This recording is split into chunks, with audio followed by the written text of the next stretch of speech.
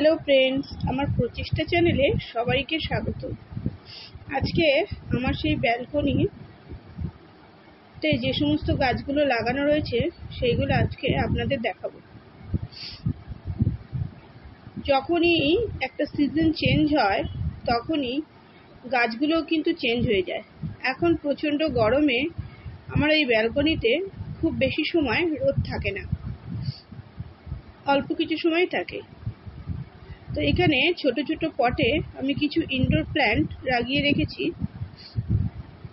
যেগুলো থেকে আমি নতুন চারা তৈরি করে অন্য একদিকে সেগুলোকে গ্রোথ করার চেষ্টা করছি।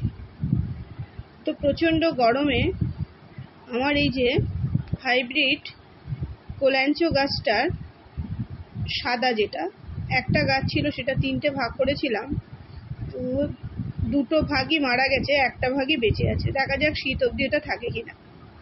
এর থেকে ছোট ছোট চারা তৈরি করেছি।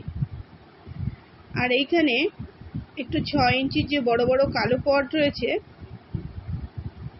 তাতে কিছু লতানো গাছ রেখেছি, 2টো নীলকণ্ঠও রাখা আছে, আর রয়েছে একটা মর্নিং গ্লোরি। আর এই ছোট ছোট পটগুলোতে স্পাইডার প্ল্যান্টের যে রানার বেরিয়েছে সেগুলো রাখা রয়েছে। এটা হচ্ছে আমার অ্যাসপারাগাস ফার্নের গাছ। এই গাছটা কয়েকদিন আগে পর্যন্ত, মানে ফেব্রুয়ারি এন্ড থেকে কোনো গ্রোথ হচ্ছিল না। নিয়ে এসেছিলাম আমি জানুয়ারি ডিসেম্বরের দিকে, তখন 2-1টা নতুন নতুন পাতা বেরিয়েছিল, কিন্তু তারপরে দেখছি গরম পড়ার সাথে সাথে এর আর কোনো গ্রোথ হচ্ছিল না। এখন দেখছি আবার এই প্রচণ্ড গরমের মধ্যেও এইখানে যে হালকা রোদ আসে তার মধ্যেও দেখছি 2-1টা নতুন পাতা বেরিয়েছে।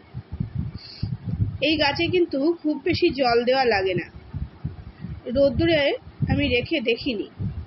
তো ঠিক করেছি এবার বর্ষা আসলে এই গাছটাকে আমি রিপোর্ট করব, একটু অল্প ভার্মি কম্পোস্ট দিয়ে, শুধুমাত্র ভার্মি কম্পোস্টই দেবো, দিয়ে ড্রেনেজ সিস্টেম ভালো করে একটা এই ব্যালকনির মধ্যে রেখে দেবো, আর একটা গাছকে আমি বাইরে রেখে দেবো, যেখানে হালকা রোদ আসবে কিন্তু বর্ষার জল পড়বে। ফান জাতীয় গাছ তো, যেখানে ভেজা ভেজা ঠান্ডা থাকবে সেখানে নিশ্চয়ই গাছটার গ্রোথ হবে।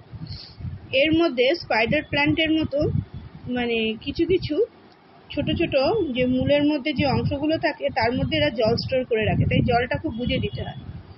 আর এটা হচ্ছে দেশি কোল্যাঞ্চো গাছ। এর ফুল হয়ে যাওয়ার পর পিঞ্চিং করে দিয়েছিলাম, তো গাছটা বেশ ঝাড় হয়েছে। গাছটা হাত দিতে একটা পাতা পড়ে গেল, তো পাতাটা আমি ভিজে জায়গায় বসিয়ে দেবো। এর পাতা থেকেও গাছ তৈরি হয়। আর এবারে ঠিক করেছি এই দেশি কোল্যাঞ্চো আর হাইব্রিড কোল্যাঞ্চো গাছগুলো বর্ষার দিকে এর চারা তৈরি করা যায়, তো বর্ষাতে এর অনেক চারা তৈরি করব। এই যে পিটুনিয়ার গাছটা, এটা বাইরে রাখা ছিল, তো বাইরে এখন গরমটা খুব বেশি পড়ছে, রোদটাও পড়ছে, একদিন জল দিতে ভুলে গেলে গাছটা শুকিয়ে যাচ্ছে। তো আমি ভাবলাম এত যখন তাপ আছে তো জল দিলে জলটা খুব তাড়াতাড়ি শুকিয়ে যাবে, এখানে হালকা রোদে এটা শুধু বেঁচে থাক তাহলেই হবে। আর এতে সেই শীতের পর থেকে টানা ফুল দিয়েছে পিটুনিয়াটাতে, এখন একটু কম দিচ্ছে, ফুলের সাইজ ছোট কিন্তু ফুল দিচ্ছে। আরও কিছু কিছু ইনডোর প্ল্যান্ট এখানে রয়েছে, যেমন এই রিও গাছ আমি এখানে লাগিয়ে রেখেছি, কিন্তু রিও গাছের একটা গাছ হচ্ছে এর তলার পাতাটা বেগুনি, উপরটা সবুজ। যত রোদে রাখা যায় এর কালারটা বেশি ফোটে, আবার খুব প্রচণ্ড রোদে এর পাতা পুড়ে নষ্ট হয়ে যায়। সকালে বেশ 4 ঘন্টা রোদ লাগবে এরকম জায়গায় রাখলে এই গাছগুলো ভালো হয়। আর এখানে কিছু সিঙ্গোনিয়াম রাখা রয়েছে, তার সঙ্গে মানি প্ল্যান্ট, তার সঙ্গে কি বলবো, আরও একটা কলিয়াস রাখা আছে। এই সমস্ত গাছ যেগুলো ইনডোরে ভালো হয় সব রাখা আছে। এগুলো টানা বারান্দাতেই ছিল, আমি কয়েকদিন একটু সামনে রোদের মধ্যে বসিয়ে রেখেছিলাম। ইনডোর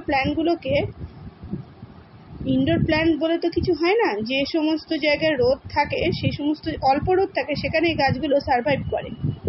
তো এই গাছগুলো মাঝে মধ্যেই যদি একটু সকালের হালকা রোদ, বাইরে নিয়ে গিয়ে টবগুলো রাখা হয় হালকা রোদে, এরা বেশ ভালোই থাকে।